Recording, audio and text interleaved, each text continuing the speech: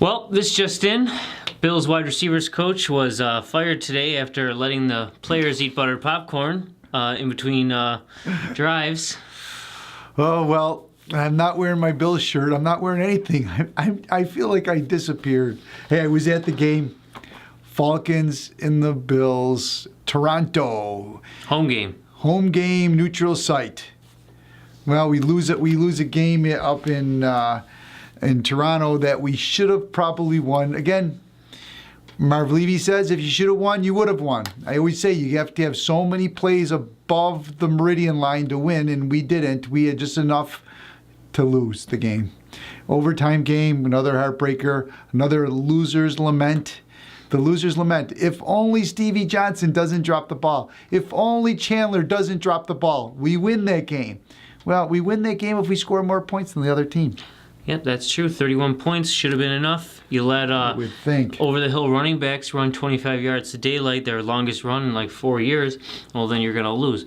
I don't know what it was. I don't know if we only have one competent linebacker. If Kiko goes left, the play goes the other way, and they score a touchdown. Maybe that's what it is. I don't know. The Falcons doubled their average of running yards. So I don't know what's going on with our defense. You know, they make great plays, and then they give up huge plays. And it's been that all year long. Yeah. They've given up the big play. I mean, you're playing against a team that last year was 10 yards away from the Super Bowl. They got a really good quarterback. You know, he's due for a big game. They lost 4 in a row. They're due for a game. They rushed the ball, doubled their rushing average according to the news here. Their big rusher, Jackson, had 84 yards. Yeah, well. Our big rusher, the other Jackson, he had, 50 yards? And he had 42 yards, and Spiller had 15 carries for 149 yards, so he averaged 10 yards a carry. You know, of course, one of them was a 78-yard run. How does he get caught from behind there, Nate? He's not healthy. I don't think he's 100%. You saw him slow down after he got off on the sideline. He was gingerly on his legs. He had a beautiful touchdown run. What was it, like 36-yard touchdown run? Yeah, that was pretty nice too. He was looking good. He was looking stronger when he was hitting the hole. I mean, overall, he had one really big loss, but I don't know, and that's the other games too. If a guy's right in your face and he's 300 pounds, chances are you're not going to get away. There was a couple times, yeah, they took the handoff. Yeah, pretty much. He was like, they were wrestling over the handoff. It was, you blame the offensive line on that stuff. But, you know, we threw a couple long passes to my favorite receiver, but he didn't catch one yesterday. Goodwin. But I think that opens up the run. I used to say that even with Fitzpatrick, even if nobody runs long, throw one long, make them think that you're going to throw it.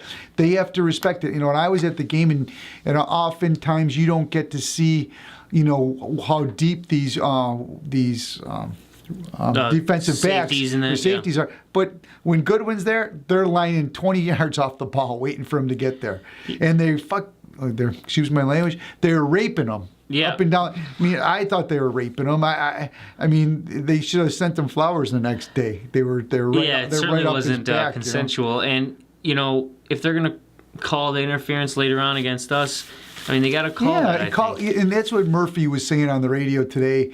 He says, you know what? They were calling it loose all game long. They're letting them play. And then to call that one in the end zone at the end. In the most critical. In the most critical. You essentially give them, you know, overtime, basically, at that point. You give them the overtime. You know, I don't know. They were really crying about you look at this fumble recovery here by Kiko Alonso. There's nobody near him, and they call him down. Yeah. Not that that was relevant, because the next play you'll see right here, the very next play, we score on the first play with a nice screen to Freddie Jackson. Oh, I still say cuts it right up the line. He's got another year left in him. He's so smooth year. I mean, he should be an All-Pro, the freaking guy. Although, you know, you look at his stats, he's 11 carries for 42 yards, which isn't bad. It's a 3.8 yard a carry, and then he caught 4 passes for 36 yards for an average of 9 yard apiece, with the longest, the 21 yarder for the touchdown. Yeah, that's good. Those are good. Yeah. Those are good, solid plays. And you got the other one hitting the home run. We did good enough on offense to win the game. E.J. Manuel, he had those 2 deep ones. They weren't on target, but he kept them honest. And, hey, without the fumbles, those plays were marching right down. Those are beautiful throws on both those fumbles. He hits them in stride. They're going... He had a couple bad passes, a couple that should have been picked off, but you know what? Yeah. I don't know if he's got a horseshoe up his ass or what, but he's done it maybe half a dozen times this year where he hits a defender right in the hands and it just doesn't... Yeah. I don't know if he had thrown it really hard or that's why those guys don't play wide receiver or what the deal is, but he's been lucky in that way. A lot more could have gone the other way for this team, but I think it all comes down to those 2 runs. Well, Atlanta had a 38-yard touchdown run in the second. And then the other one by Jackson before. Yeah. And then you got a Hall of Fame guy, Gonzalez. He came up. He's just so big out there. Yeah. Even that, what's his name? Harry Douglas. He friggin' he's huge. The guy's huge. Well, he's smaller, but the big guy you're thinking of is Roddy White. Oh, Roddy White, yeah. 83 is a little bit smaller. He's getting into it. Remember Aaron Williams? He went after him, took his helmet off, and then he got the penalty down there. But I think it still goes back to those 2 touchdown runs or letting them get the yardage. I mean, forget the fumbles. You cannot, if you're killing them, how can you let a guy run 30 yards in the end zone, especially a guy who's over the hill? I mean, maybe the rookie, but even still, 30 yards is crazy. Was that, they used to play for the Bills, Antoine Smith?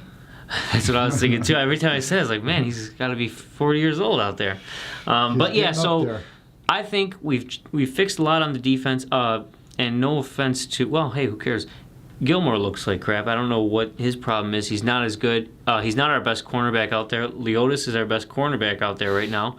Gilmore is routinely, he does some good plays, but he's routinely beaten. Well, that's I know the he's nature young, of the beast. But still. You're not going to shut everybody down. Even when Terrell Revis is on Stevie Johnson, Stevie gets catches against him. I mean, he makes plays. I mean, these guys are pros. They're paid to make plays, and they're going to make plays. You're not going to win every single shutdown play.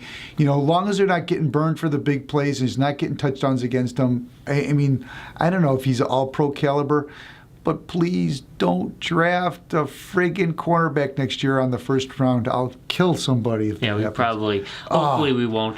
Who do you want? I mean, right now I'm saying the best thing about the Atlanta game, we're going to get a better draft pick. I don't know. We're still statistically alive for the playoffs. Basically, we can go 8-8. We're not going to have a winning season this year. Statistically, we're alive. I don't want to 8-8's a winning season nowadays. At this point. But I still look back to 1987. And to me, it's always a seminal year. 3 years earlier, we had the worst team in the NFL. We picked Bruce Smith with the +1 pick. We picked Darryl Talley like in 85 or 86 or something. And 87 was the first year with Jim Kelly, and we go 7-9. And basically, they picked up Marv Levy midway through the season. He didn't even coach the whole year. And 7-9 was I thought a great season compared to what we were used to, 2-12. And every one of those games we were competitive, we were either you were losing some of these games, but you knew you were getting more competitive. And we got an overtime game against Atlanta. Granted, they're not playing that great this year, but still, they're a team, one game removed from the Super Bowl a year ago. They were the NFC Championship team. They got a really good quarterback. He's gonna, make some plays. They had a future Hall of Famer tight end, catching they balls. They took the Saints right Gonzalez. to the wire the week before. So it was a good team. I mean, we played the Cardinal or the Cincinnati to overtime. There's a good team. They got 8 or 9 wins. So we're playing competitive in every single game. And I was saying what you got to do is you got to win like 6 of your games 20 plays better than the other team where you just blow them out and it's not even a question. And then, to win 12 games to make the playoffs, say 11 or 12 games to make the playoffs and they have home field throughout. Then on those other games that are left, those 10 games, you want to win 6 of them. You maybe you don't blow them out, but you're pretty much in control and you don't, you overcome these type of games, sure. And you win. It's kind of like New England this year. The Bills had the lead the first game of the season with 5 minutes left in the ball, and they still won the game. New Orleans, they came down and scored a touchdown right at the end. Yesterday, they played Houston. They had a winning drive at the end to score. You need games like that to win, and you're going to lose a couple of them along the way. And that's where New England's got 3 losses. But But you need to have those games where you just blow teams out. And we've only done that once, really, and that was against the Jets 2 weeks ago. Yeah, well, hey, what are you going to do?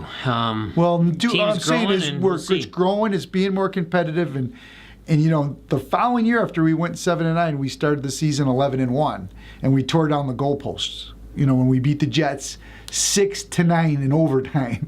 I mean, talk about a boring, brutal game, and we tore the goalpost down. We were so happy, and that goes back to me saying I don't care if you win 2-0, and in that game. Fred Smirlis, they said that they told him it was a chicken wing, and he went up and he blocked a field goal right at the end of the game or in the overtime that preserved the win.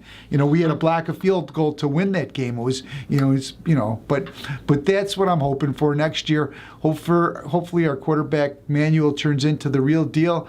Our offensive line gets better. I wish we didn't get rid of Levitri. That was our worst play on this by this management, but we're probably going to end up having to draft an offensive lineman and maybe a linebacker to help us against the run. I still think we give up those big games against the run. Levitri isn't tackling running backs, and we still scored 31 points without him, so I don't think it's really that big of a deal. Yeah, 31 points, you should win the game. So hopefully next year our new cornerback, the first round pick, will be good. If they pick a cornerback, I'll kill him. Hey, okay. Trixie, if you're out there and you tell me I told you so, I'll pop you in the head when I get home. All right. If you later. know anything about the honeymooners, you'll know what I'm talking about. Oh, Kenneth Core. Who's next week?